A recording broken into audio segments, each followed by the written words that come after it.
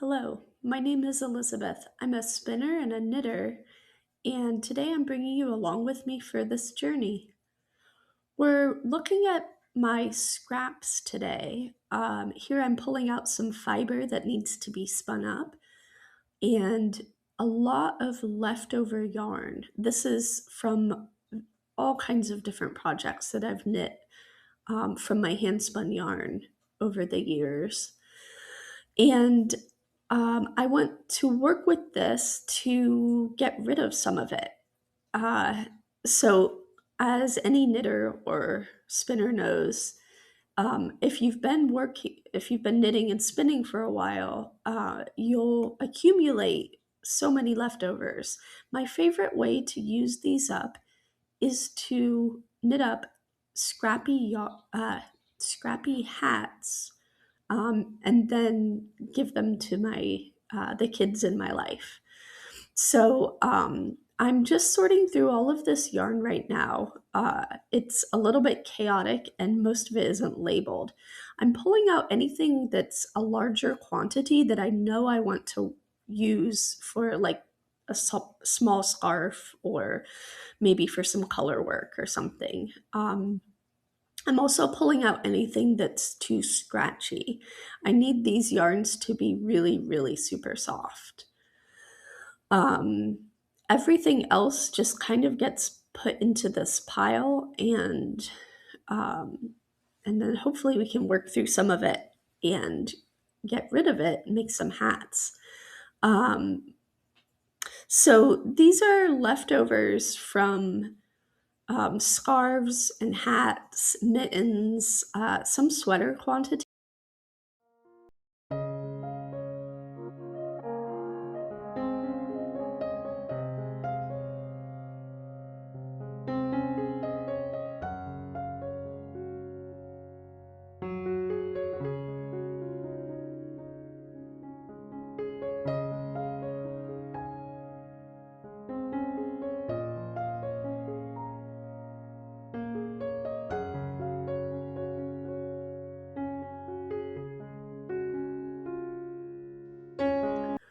Looking back through these and pulling out these yarns, it's like looking through a timeline of my spinning. I have a few from the very beginning when I started spinning about 20 years ago now. Um, and then every time in between, some that I just spun up last year, and some of these are really old yarns.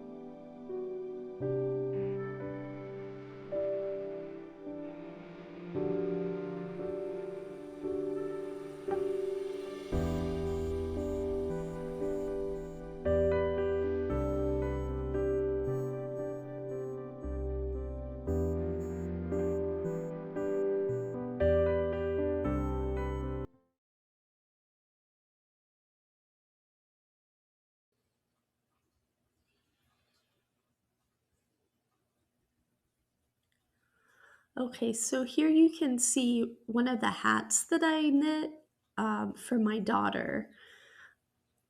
I knit this about, let me think, maybe about 6 or 7 years ago. It has a, a ribbed brim, um, and then it's just random stripes. Some of these yarns I held double, some of them are a little bit thicker, and I just held them singly. I really like this pattern because it has a gathered top. So the hat is knit straight up until the last few rows, and then you do some rapid decreases. And I think the bunchiness of the top of the hat, that's not the right word, but the bunchiness of it is very casual in a way that a hat with more sloped decreases and a smoother top um, is a little bit more, I don't want to say formal, a little bit more structured. Anyway, so this pattern, and you can see here the book. This is where it came out of Anne Bud's Handy Book of Patterns. Um, this pattern just to me feels very informal, and that's how these hats are.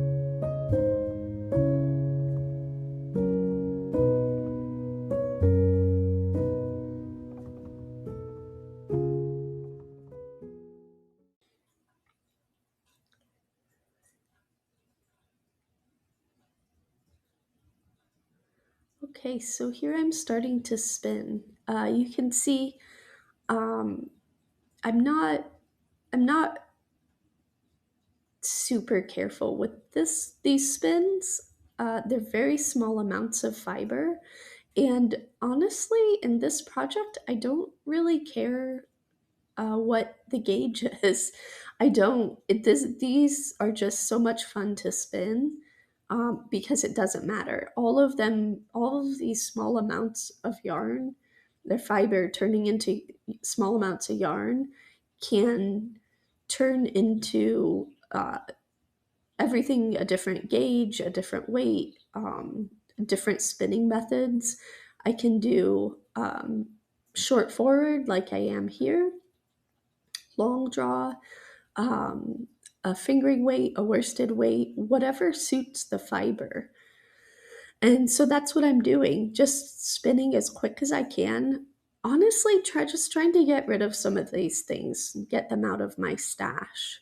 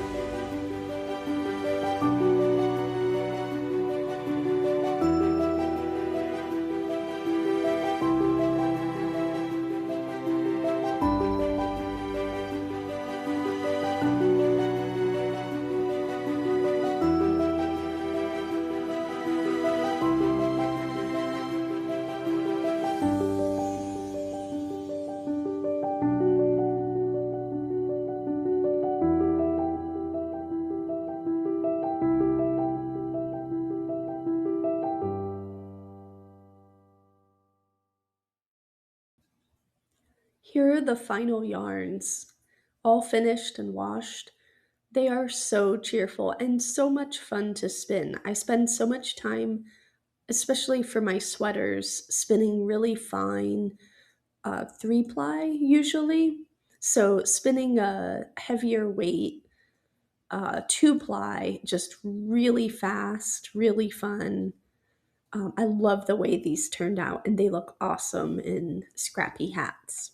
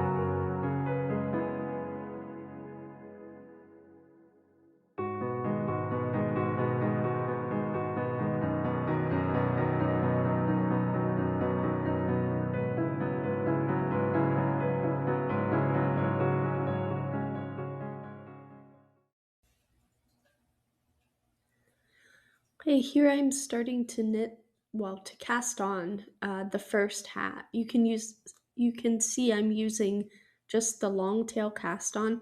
I am making these hats as quick and as easy as I can. Um, so this one is a 2x2 rib. I wanted to talk a little bit about the parameters that I use. So I don't really have any rules with these hats, but I've discovered that the way I like to do them, I I guess I have these parameters is what I will call them. Rules, but rules that I break. The first thing that I tend to always do is I make the brim one solid yarn. And I'm saying that wrong because I use sometimes I use a yarn that changes color, but I always use the same yarn. And I think with the chaos, the stripes going in the rest of the hat, I think the solid ribbed brim really makes it look nice, just kind of grounds the hat. And you'll see that in the different examples I'll show. So you can see I'm just knitting a tube up until the very end when I do the decreases. And that is here on this first hat. Um, with the stripes, so I try to alternate um, dark colors and light colors, or bright colors and not so bright colors, however you want to think about it. Yarns that really contrast well. And it's funny because some yarns that I think are going to contrast really well, um, once like when I'm looking at them in the ball, once I knit them, they have a lot less contrast than I think. You can see that here in that yellow and green at the bottom. Anyway, so um, I try to alternate colors that contrast well. I In these hats, I do 1 round, 2 round, and 3 round stripes, and I try to not repeat. So I wouldn't do like a bunch of 3 round stripes in a row. And but then that being said, I might do a couple. So I might go 1 rounds in one color, and then two, and then three, and then one, and then three, and then two. So I find that I really like it when I follow that kind of a pattern. But sometimes I'll do 2 rounds in the same color.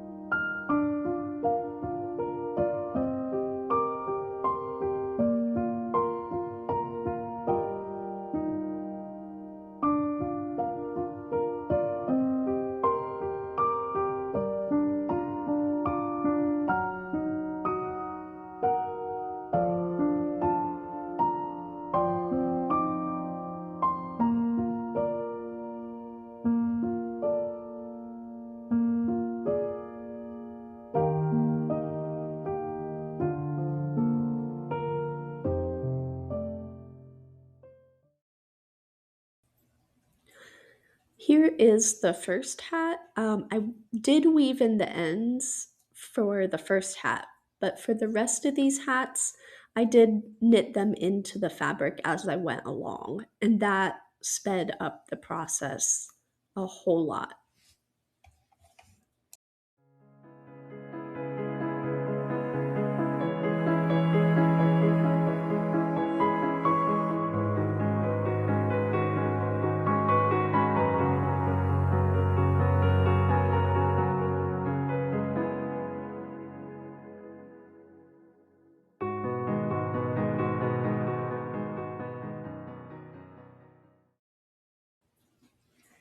So, as of this recording, I knit 6 hats. These are the first three.